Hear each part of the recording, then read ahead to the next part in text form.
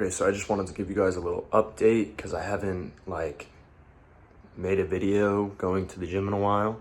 So I just want to go over that. I got a good amount leaner. Yeah, let's go sit down and go over the rest. Okay, so I have been prioritizing hypertrophy. So a lot more worried about the bodybuilding aesthetic side and that type of thing. And I kind of just want to talk about how everybody talks about how cutting is so hard. And I feel like they're just not super locked in, and they just they haven't done enough research type thing. So I'll put up some pictures on the screen. So I went from to, and then in 6 months, in 6 months.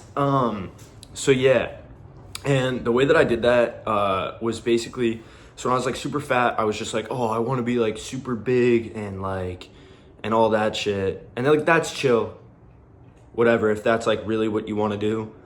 But longevity wise, I'd rather be healthy, feel good, look good, you know what I mean? And if you're deep into a bulk, you're gonna look like a fucking walrus. I don't know, is that a fat animal?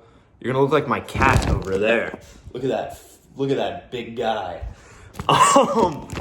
So yeah, and then the second time I was cutting kind of, and you know when you're in the cut and you're oh my gosh, I'm shredded, and you're just not at all, but it's just kind of a reverse of body dysmorphia, where it's just cause you looked so bad before, you think that you look so good now. So I was in that phase. I was kind of just worrying about calories and stuff like that. By the way, I think calories are stupid because the video cut out because I never have enough room on my phone, but I think it's called a calorimeter.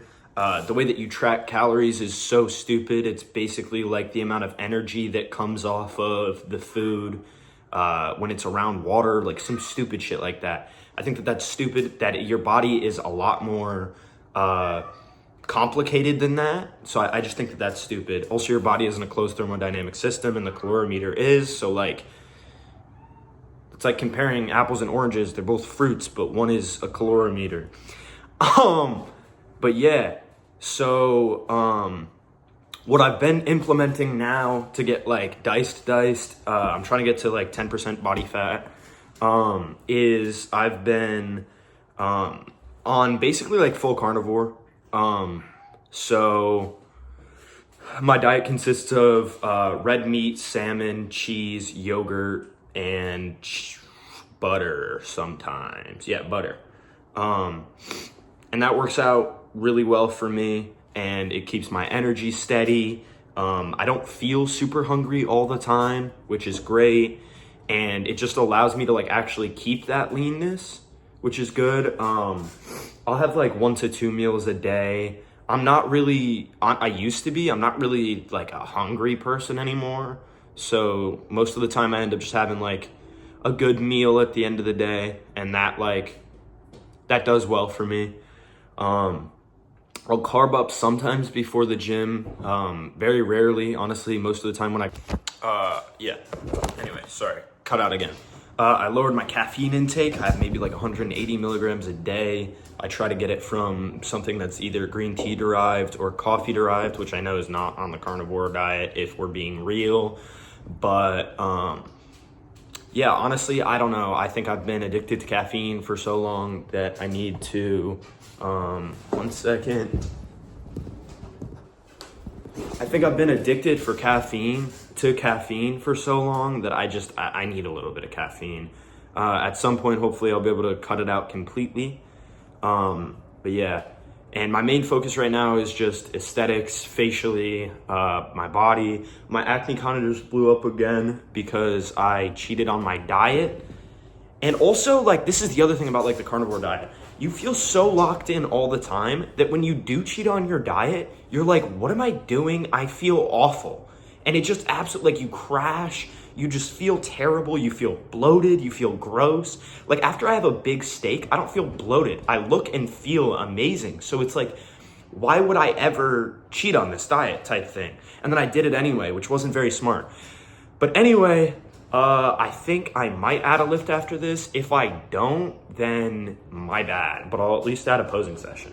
So yeah.